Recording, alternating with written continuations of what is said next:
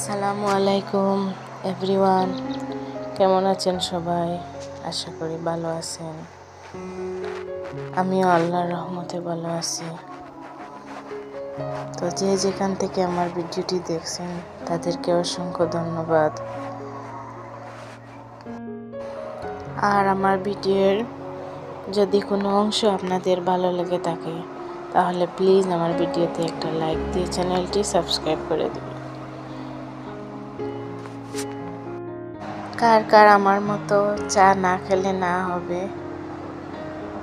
Comment করে জানাবেন। আমার কিন্তু 1 কাপ চা লাগবেই, প্রতিদিন আমার 1 কাপ চা না হলে হবেই না।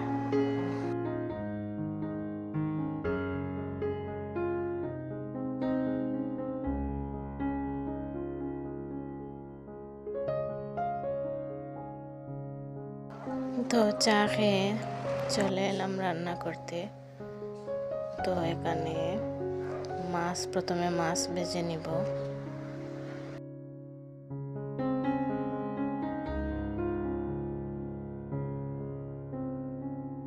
মাছ ভাজা হয়ে গেছে, এখন রান্না বসাবো।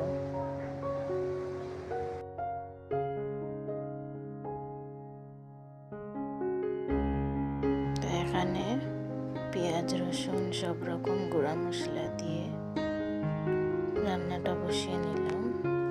তো ভালো করে মশলা কষিয়ে নেব।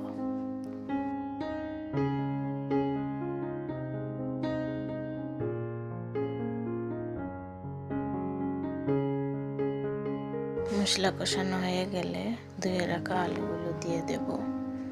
তারপর আলুগুলো ভালো করে কষিয়ে নিয়ে অল্প পানি দিয়ে সিদ্ধ দেব।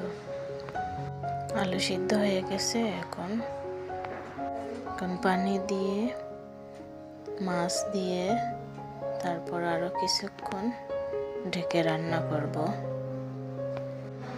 তো আমার রান্না হয়ে গেছে, এখন ধনিয়া পাতা দিয়ে নামিয়ে নেব।